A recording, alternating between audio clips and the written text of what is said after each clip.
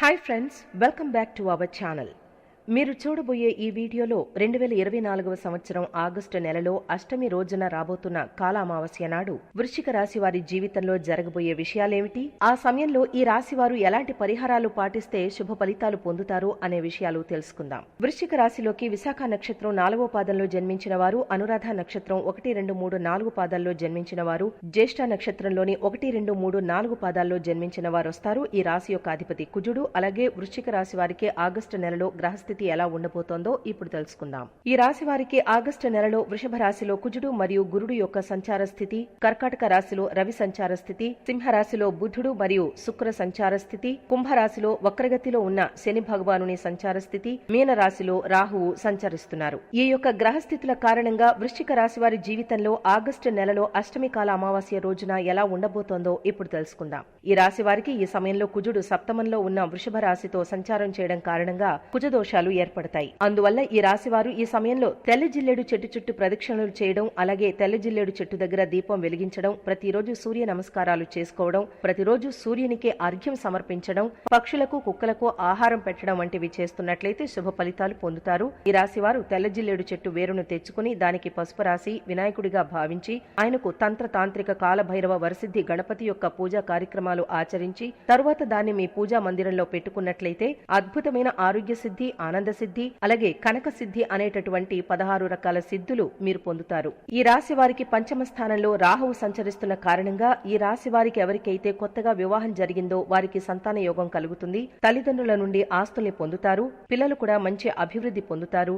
అలాగే సప్తమ స్థానంలో కుజుడు మరియు శుక్రుడి యొక్క దోషాలు ఉండడంతో ఈ సమయంలో మీరు కొన్ని సమస్యల్ని ఎదుర్కోవాల్సి వస్తుంది. అందుకే మీరు మీ జన్మ నక్షత్రం నాడు అమావాస్య రోజున అలాగే అష్టమి తిథుల్లో దూర జలవాయు ప్రయాణాలు చేయరాదు. మీ జన్మ నక్షత్రం నాడు ఎవరితోనూ ఎటువంటి గొడవలు పెట్టుకోరాదు. అలాగే ఈ రాశిగల వ్యాపారస్తులకు, ఉద్యోగస్తులకు, విద్యార్థులకు, అంతేకాకుండా ఎవరైతే ఏ రంగాల్లో ఉన్నారో వారందరికీ ఈ సమయంలో అనుకూల ఫలితాలు ఉంటాయి. వృత్తిపరంగా ఈ నెల స్థానికులకు అనుకూలంగా ఉంటుంది. చాలా కష్టపడాల్సిన అవసరం ఉండదు. అయితే వ్యక్తులు వివిధ విషయాలపై చాలా శ్రద్ధ వహించాలి. నెల ప్రారంభంలో శుక్రుడు మరియు బుధుడు 10వ ఇంట్లో ఉంటారు. శని 10వ ఇంట్లో తిరోగమన మార్గంలో ఉంటాడు. దీని కారణంగా స్థానికులు కార్యాలయంలో కష్టపడి పనిచేస్తారు. సంబంధిత పనులపై ఒత్తిడి కూడా ఉండవచ్చు. వీనస్ మరియు మెర్కురీ గ్రహాలు తేలికపాటి వాతావరణాన్ని నిర్ధారిస్తాయి. తద్వారా ఆశించిన ఫలితాలను సాధించేందుకు శ్రద్ధగా పనిచేయాలి. ఉన్నతాధికారులు మీపై దృష్టి సారిస్తారు కాబట్టి కార్యాలయంలో ఎలాంటి గాసిప్ లేదా పనికిరాని సంభాషణలను నివారించేందుకు ప్రయత్నించండి. విద్యార్థుల గురించి మాట్లాడుకున్నట్లయితే నెల మొదటి సగం ఎత్తుపల్లాలతో నిండిపోతుంది.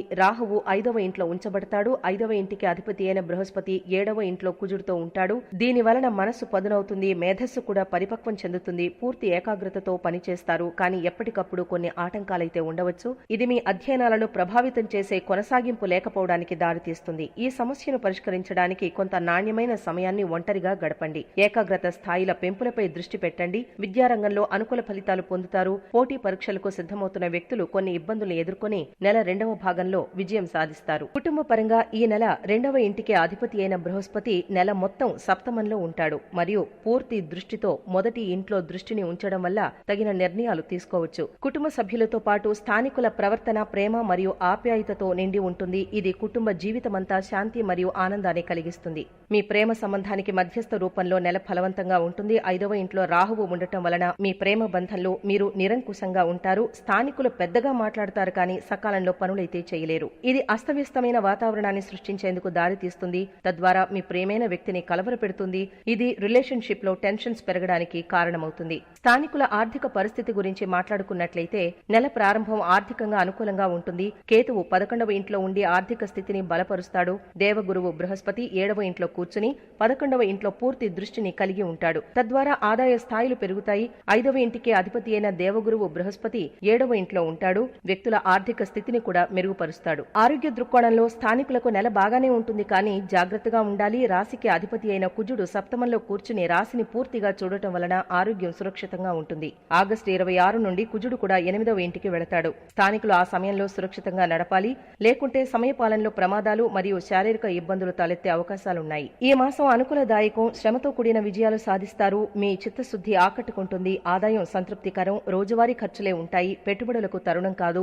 అనుభవజ్ఞుల సలహా తీసుకోండి. కొన్ని సమస్యలు మీకు అనుకూలంగా పరిష్కారం అవుతాయి. ఆందోళన తగ్గి కుదుట పడతారు. పరిచయం లేని వారితో జాగ్రత్త జాగ్రత్తగా ఉండాలి. ఆర్థిక వివరాలు వెల్లడించవద్దు. శుభకార్యానికి తీవ్రంగా యత్నాలు సాగిస్తారు. దంపతుల మధ్య అన్యోన్యత నెలకొంటుంది. స్థిరాస్తి కొనుగోలు దిశగా యత్నాలు సాగిస్తారు. సోదరి సోదరుల రాకపోకలు అధికమవుతాయి. సంతానం దూకుడు ఇబ్బంది కలిగిస్తుంది. ఉపాధి అవకాశాలు కలిసి వస్తాయి. వ్యాపారాలు ప్రశాంతంగా సాగుతాయి. ఉద్యోగస్తులకు పదవీ యోగం, ఆధ్యాత్మికత పెంపొందుతుంది. పుణ్యక్షేత్రాలు సందర్శిస్తారు. ఆర్థికంగా పర్వాలేదనిపిస్తుంది. నిర్దిష్ట ప్రణాళికలతో ముందుకు సాగుతారు. సమర్థతకు గుర్తింపు లభిస్తుంది. విమర్శించిన వారే ప్రశంసిస్తారు. ప్రముఖులతో పరిచయాలు ఏర్పడతాయి. సభ్యత్వాలు స్వీకరిస్తారు. బాధ్యతగా మెలగండి. ప్రత్యర్థులతో జాగ్రత్త.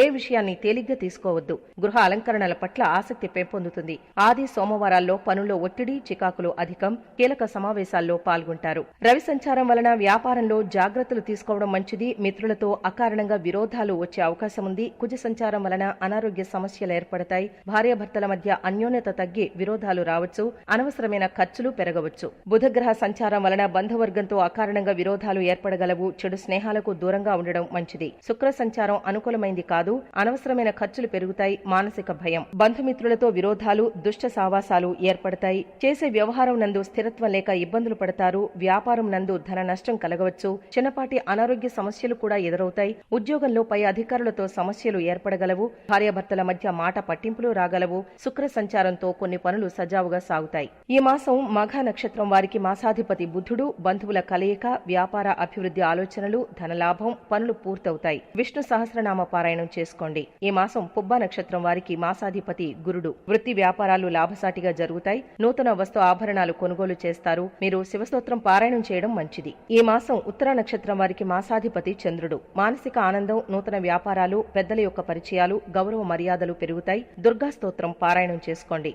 ఆగస్టు ఆర్థికంగా చాలా అనుకూలంగా ఉంటుంది. ఆదాయం పెరుగుతుంది. కొత్త లాభాలు అందుకుంటారు. వ్యాపారస్తులు తమ పనిపై దృష్టి పెట్టాలి. ఆఫీస్ గాసిపులకు దూరంగా ఉండాలి. నెలాఖరులో పురోగతికి ఆటంకాలు తొలగిపోతాయి. ప్రేమ జీవితం ఉద్రిక్తతలను ఎదుర్కొంటుంది. కానీ విశ్వాసం ఉంటుంది. వివాహితులు తమ సంబంధాలపై దృష్టి పెట్టాలి. విద్యార్థులు ఇబ్బందులు ఎదుర్కోవచ్చు, కానీ పట్టుదలతో ఉండాలి. ఆరోగ్యం నిలకడగా ఉంటుంది, కానీ అప్రమత్తత అవసరం. లక్కీ ఎలిమెంట్ నీరు. Lucky planet Mars, Pluto. Lucky numbers 5, 19, 20, 31, 40, 56.